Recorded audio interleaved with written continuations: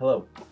I want to talk to you about a project I worked on with Dan Wan from Murray State University and Rick Grieve from Western Kentucky University, titled Rivalry versus Hate, Measuring the Influence of Promotional Titles and Logos on Fan Rival Perceptions.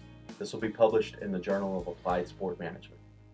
For a while now, you probably have noticed the different logos and titles schools and organizations use to promote their rivalries, such as the Iron Bowl between Alabama and Auburn, the Holy War between BYU and Utah, the Civil War between Oregon and Oregon State, and the University of Texas and University of Oklahoma have seen a transition in the different titles that they use to promote their rivalry, such as the Red River Shootout, the Red River Classic, the Red River Rivalry, the Red River Showdown.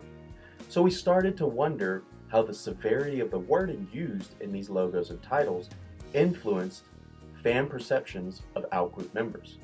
In order to test this, we first asked students at the University of Memphis and Western Kentucky University to identify which school they believed would serve as their biggest rival in their new conference.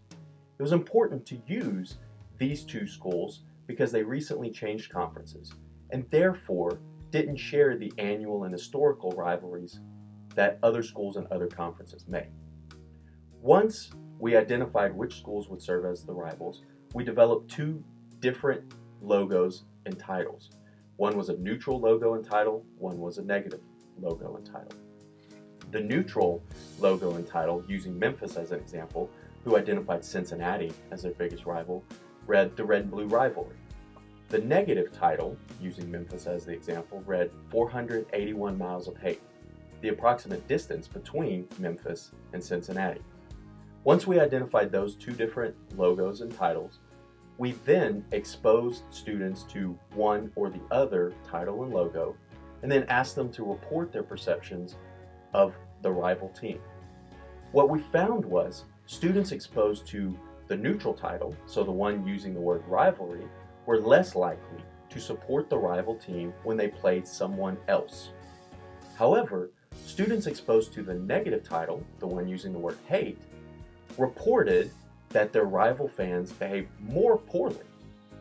So what's really interesting is exposure to the negative title possibly increased feelings of animosity toward the outgroup, however, actually decreased feelings of rivalry. This is very important for administrators as they continue to try and responsibly promote rivalries between teams, organizations, and schools. Thank you very much.